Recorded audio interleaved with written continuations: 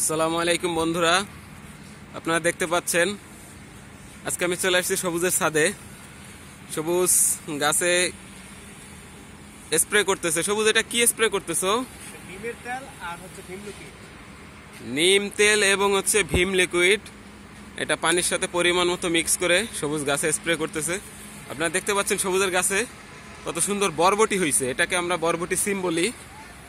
আপনারা কি বলেন একটু কমেন্ট করে জানাবেন। সবুজ, তুমি কতদিন পর পর গাছে স্প্রে করো? সপ্তাহে একদিন সবুজ গাছে স্প্রে করে।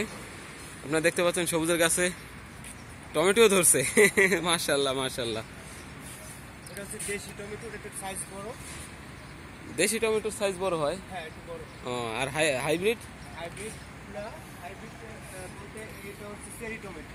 চেরি টমেটো বেশি, সাইজে ছোট এবং এটাকে এই যে বন্ধুরা আপনারা দেখতে পাচ্ছেন চেরি টমেটো, এটা খুবই সুস্বাদু খেতে। এটা স্বাদ অসাধারণ। এই দেখেন আপনারা দেখতে পাচ্ছেন মনে টমেটো একটা পাকতেছে, হলুদ হলুদ হয়েছে। সবুজের বাগানে বেগুন গাছ আছে। সবুজ, বেগুন গাছের নাম কি যেন বলছিল আগের দিন? এটা হচ্ছে সিংনাথ বেগুন। সিংনাথ বেগুন। আপনারা দেখতে পাচ্ছেন সবুজের বাগানে বেগুন গাছ। মাশাআল্লাহ, অনেক সুন্দর সুন্দর বেগুন হয়েছে। বন্ধুরা আপনারা দেখতে পাচ্ছেন সবুজের বাগান এই পাশে আরো একটা আছে, ছোট বাগান, এটা নতুন করতেছে। এখানে কাঁচামরিচ গাছ আছে অনেকগুলো, বেগুন গাছ আছে, টমেটো গাছ হচ্ছে। সবুজ একটু স্প্রে করে দিচ্ছে। সবুজ এটা নিয়মিত করে প্রতি সপ্তাহে।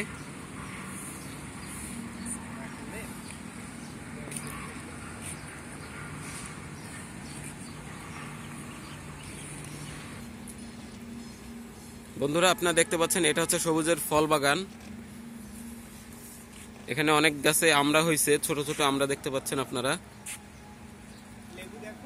গাছে লেবু আছে। সবুজ, এটা কি জাতের লেবু? কাগজি লেবু? হ্যাঁ, এটা হচ্ছে আমাদের দেশি কাগজি লেবু। এটা হচ্ছে সিডলেস, হয়নি এখনো চারা।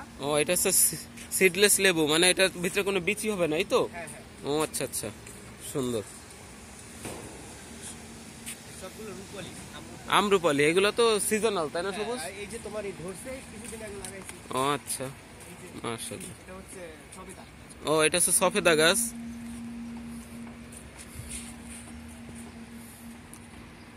সব গ্রাফটিং এর চারা। ওকে, ধন্যবাদ বন্ধুরা। আশা করি সবাই ভালো থাকবেন, আমাদের পাশে থাকবেন। আমাদের নতুন ইউটিউব চ্যানেল এবং ফেসবুক পেজ সবাই সাবস্ক্রাইব করে দিবেন এবং লাইক কমেন্ট করে পাশে থাকবেন। আর আপনাদের ছাদ বাগান সম্পর্কিত কোনো সমস্যা থাকলে আমাদের হোয়াটসঅ্যাপে মেসেজ করতে পারেন অথবা আপনারা কমেন্ট করে জানাইতে পারেন। ইনশাআল্লাহ আমরা চেষ্টা করব আপনাদের সকল সমস্যার সমাধান করে দেওয়ার জন্য। ধন্যবাদ সকলকে। আসসালামু আলাইকুম।